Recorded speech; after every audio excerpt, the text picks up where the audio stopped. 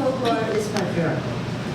And I think that's what I find interesting in it. I find it interesting to explore why we think the way we think about our roles as people of different genders.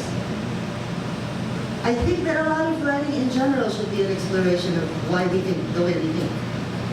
So that tends to be why I obsess on that kind of thing. I hope a lot of the work I do has been called feminist retellings of mythology and folklore. I don't argue with that. I think it's a good thing. I think not every woman, I think every human should be a feminist. Given that feminism isn't this horrible thing people see it as, but it's just the radical notion that we should all be estimated as people, as individuals, rather than by gender, or who you choose to sleep with. So, mythology, I think, is linked a lot to how we shape as a people and how we come to think, how we look at not just gender, but things like race, our outlook at manners and culture and how we behave, how we present, how we address ourselves. That interesting thing about how God created the first brown man, I thought that was fascinating. Of course, you've all heard it before, but essentially what that boils down to is God created three men in the first place, who were Pilau, Sunog, and Luto. It's nice to be a properly baked people. But it's just illuminating to see, how we look at that issue.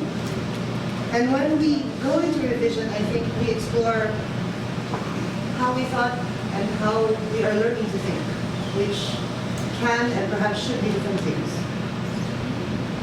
I also wanted to talk about Frozen, because you're right, it's based on the Snow Queen, and it's a very different story from the Snow Queen, clearly.